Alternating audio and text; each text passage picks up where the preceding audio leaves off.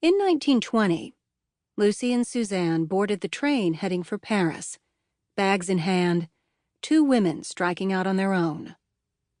As they watched the countryside roll by, they were surely thinking about the family they were leaving behind in Nantes. Lucy, 26, and Suzanne, 28, carried with them the financial support of their wealthy families. Lucy's father was a newspaper publisher, and Suzanne's was a highly respected doctor and medical educator, along with the confidence that comes when heading to familiar territory. Paris had been a second home for many years. They traveled to see friends or go to museums or shows, and Lucy's uncle, Marcel Schwob, a well-known writer and influential literary figure, and his famous actress wife, Marguerite Moreno, had introduced them to the city's creative community. As comfortable as they were in Paris, Lucy and Suzanne knew this was their time to make a different life on their own, together. Paris had turned dark, quiet, and cold during the years of World War I. Fighting along the front lines raged only a few miles away.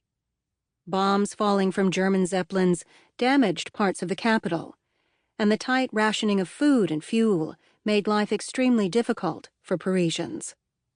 With more deaths per capita in France than in any other combatant country, the war profoundly scarred the French psyche. France buried nearly an entire generation of men, and most who lived had fought at Verdun or the Somme, two brutal months-long battles in 1916 that left survivors suffering from shell shock. When Lucy and Suzanne's train pulled into the station in Paris, 2 years after the armistice, they could see the changes the war had wrought on the city. The whole nation still suffered from a recession, as businesses struggled to reorient themselves to a peacetime economy. The war also touched the Schwob and Malherbe families directly. Their sons and brothers went off to the trenches, along with some 7,000 other men from Nantes. Lucy and Suzanne's hometown became a haven for many fleeing the war zone when the Germans invaded, and its hospitals treated the war wounded. Once the United States entered the conflict in 1917, this port city on the Loire River, just a few miles from the Atlantic Ocean, became a crucial site for unloading American munitions. Yet the war opened new opportunities for women, who stepped into traditional male roles, including factory jobs and local political leadership. In going to Paris just after the hard-won peace, Lucy and Suzanne were not alone, and like many other women, they found even greater freedoms there. Although conservative critics did not like the social transformations taking place in the city, Paris in the 1920s was a place for women to be more independent than they had been before the war, and Lucy and Suzanne planned to take advantage of the progressive mindset. They quickly reconnected with friends, especially Sylvia Beach, a recently expatriated American who borrowed family money to start a little English-language bookstore on the left bank called Shakespeare & Company.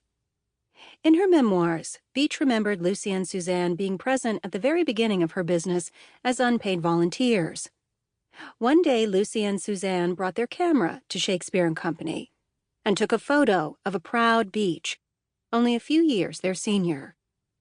She posed in front of a bookshelf as the light from the storefront window brightened part of her face. Beach had taken the inspiration for her business from a nearby French-language bookstore run by Adrien Monnier, La Maison des Amis des Livres.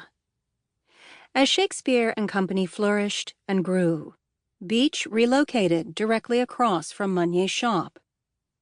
Beach and Monnier hosted wonderful evenings at their twinned bookstores, where literary lights could meet, drink, and talk. Lucy and Suzanne were frequent visitors to these gatherings.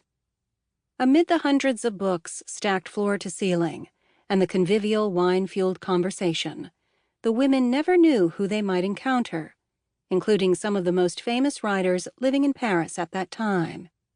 Here was James Joyce, and over there, Andre. To keep listening to this audiobook for free, click the link in the description.